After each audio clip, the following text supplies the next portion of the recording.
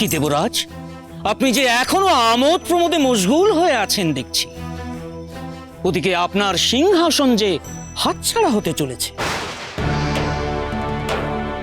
সে কি, এ কি বলছেন আপনি? কার এত বড় দুঃসাহস এই ত্রিভুবনে যে আমার সিংহাসন দখল করার দুঃসাহস দেখাবে? তিনি অযোধ্যাপতি, সূর্য বংশের শ্রেষ্ঠ পুরুষ সগররাজ। তিনি ইন্দ্রত্ব লাভের আশায় তাঁর অশ্বমেধ যজ্ঞের ১০০তম ঘোড়া ছেড়েছে। যদি তিনি সফল হয়ে যান তাহলে ব্রহ্মা বিষ্ণু মহেশ্বরও পারবেন না আপনার সিংহাসন টিকিয়ে রাখতে।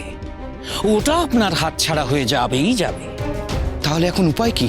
সময় থাকতে উপযুক্ত ব্যবস্থা নিন, নইলে আপনার বিপদ আসন্ন। কেউ তা ঠেকাতে পারবে না। নারায়ণ নারায়ণ।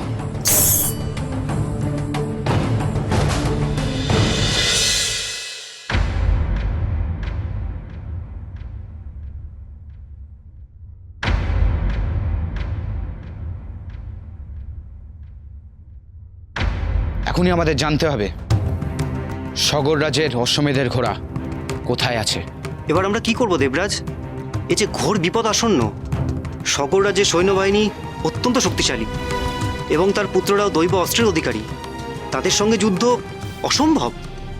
বেশ, যেখানে শক্তি দ্বারা জয়লাভ অসম্ভব, সেখানে একমাত্র উপায় হলো ছলনার আশ্রয়। ছলনার দ্বারাই আমাকে আমার কাজ সম্পূর্ণ করতে হবে।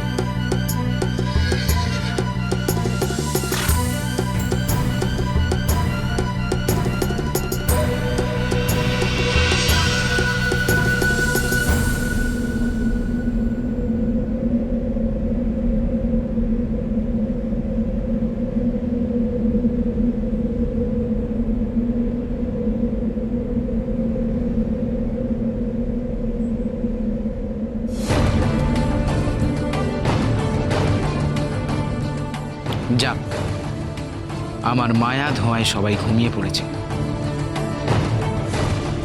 এবার এই সুযোগ কাজে লাগাতে হবে। সগররাজের যোগ্য ঘোড়া এখন আমার অধিকারে।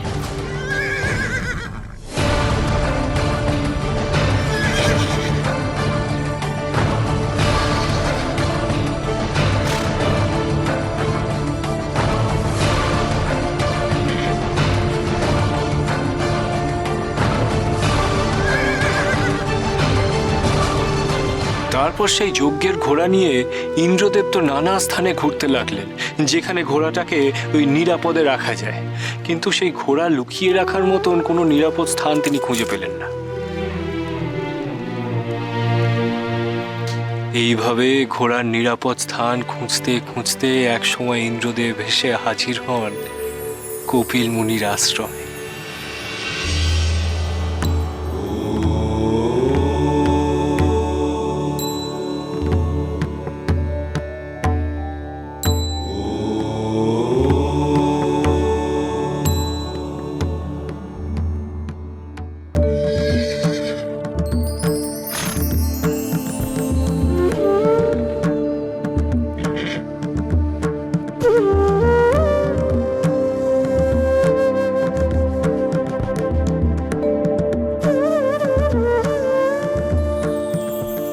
এতক্ষণে যজ্ঞের ঘোড়া রাখার নিরাপদ স্থান খুঁজে পেলাম।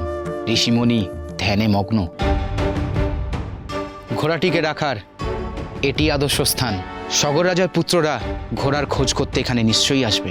এসে দেখবে ঋষির আশ্রমে তাদের যজ্ঞের ঘোড়া বাঁধা রয়েছে।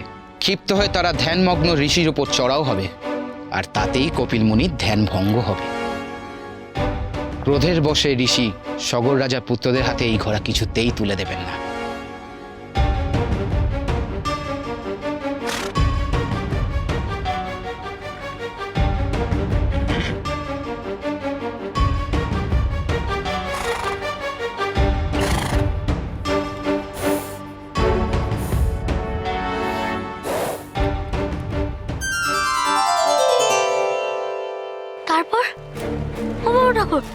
কি হলো?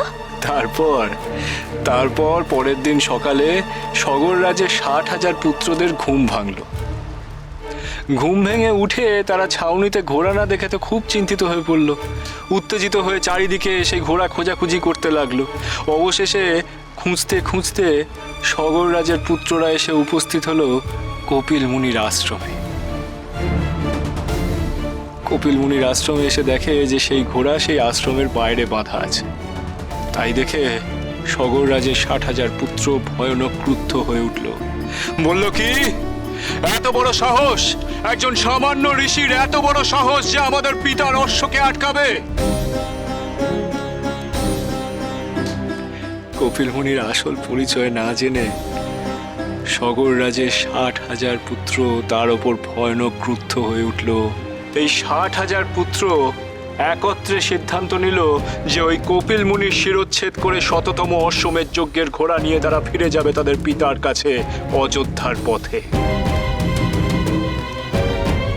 আর এই সিদ্ধান্ত নেওয়ার পর তারা এগিয়ে চলল কপিল মুনির দিকে।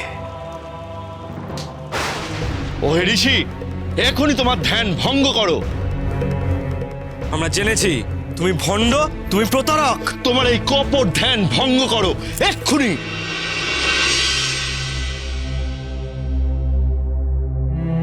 বৎসগণ, কে তোমরা? কেন অনর্থক আমার তপস্যায় বাধা দিলে? অনর্থক? সামান্য এক ঋষি হয়ে তোমার এত বড় স্পর্ধা যে তুমি সগর রাজের অশ্বমেধের ঘোড়াকে আটকিয়েছো? অযথা কেন মিথ্যে কথা বলছো? আমি কেন এই কাজ করব? মিথ্যে কথা বলছো। এই কাজ যে তুমি করেছো তার প্রমাণ ওই যে তোমার আশ্রমে ঘোড়া বাঁধা আছে।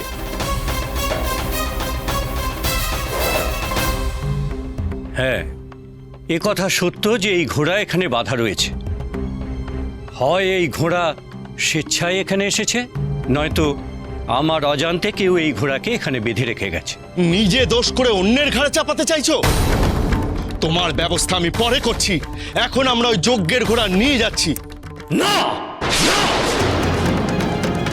যেহেতু এই ঘোড়া এখন আমার আশ্রমে রয়েছে, আমার অনুমতি ছাড়া কেউ এই ঘোড়া এখান থেকে নিয়ে যেতে পারবে না। তবে রে ভণ্ড, কিসের অনুমতি? তোমাকে হত্যা করে আমরা ঘোড়া নিয়ে চলে যাব। ওম নমঃ শিবায়, ওম নমঃ শিবায়।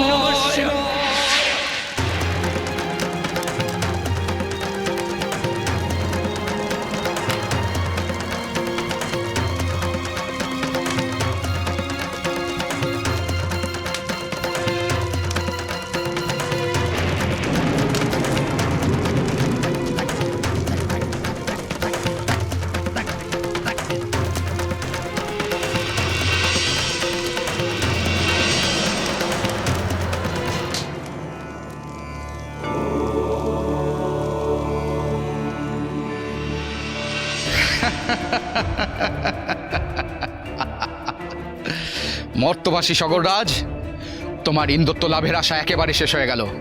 আমার বুদ্ধির প্যাচে পড়ে তোমার সর্বনাশ হয়ে গেল। ইন্দ্রত্ব লাভ তো ঘটলই না, উপরন্তু আমার এক চালে তুমি তোমার সকল পুত্রদেরও হারালে। যতদিন আমি আছি ততদিন এই সিংহাসন আমার। আমার এই ত্রিভুবনে অন্য কারোর অধিকার নেই এই সিংহাসনে উপবেশন করার। মহাপীঠ